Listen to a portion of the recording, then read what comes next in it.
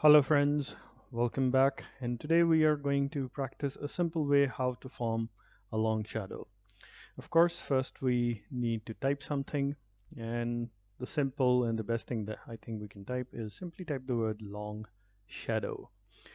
And I'll just center align it, change the font. Let's try and find a font for ourselves. And sometimes you just get spoiled for choices, looking for all kinds of fonts, but I'm looking for something that's simple and straight. I think I'll go with this geometric 212. It's bold, so I'll align it now to the center of the page. Once we have done that, I will enlarge the size so that it's visible to everyone nice and neat. The next thing I'll do is I'll go to appearance and add a new fill. And while we are doing that, it will be clear to you in a moment. The first thing I want to do is want to change the fill color to, let's say, yellow for the moment. And the stroke, which is above, as you can see, there are layers and the stroke is on the upper layer.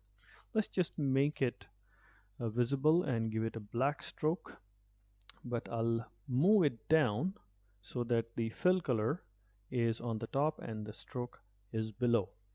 That will allow us to make changes the way I want to. I'll give it a more muted color of this red color and increase the stroke color. But the moment we increase the stroke color, as you can see, it has sharp edges, especially on the W. Here we can see it's sharp. To deal with that, what we need to do is that we need to make the stroke rounded. So for that, we will go into the stroke menu and turn the round caps on and the rounded corners on. The moment we do that, all the edges that were spiking out are gone, and now we are good to go. So we can increase the stroke weight to 20 points, but I'll think I'll reduce it and keep it something like here. It's 17. And this we have the fill color and the stroke outline. Now that the stroke outline is done, the next thing I want to do is that I want to create a shadow. Now for that, I'll go back in appearance, and in the styles I'll go here to distort and transform and choose transform. So we can see there is the horizontal scale and the vertical scale, and the move. By how many pixels do I want to move it horizontally and vertically?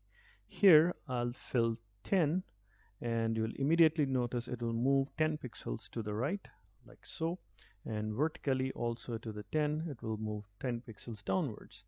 So now what I'm doing is that I'm going to create multiple copies, because doing that will overlap the copies and we will get this feeling of long shadow. But as you can see, the edges are quite thick, so I'm reducing the pixel size from 10 to 1, and I'm going to increase the copies quite a lot, let's say to 30.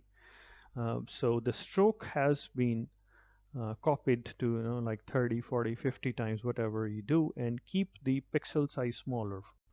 And there you go. With this you can see that it gives you a feeling of a long shadow, and that is a very simple, straightforward method of creating a long shadow. Please don't forget to like and subscribe my videos and keep on watching more.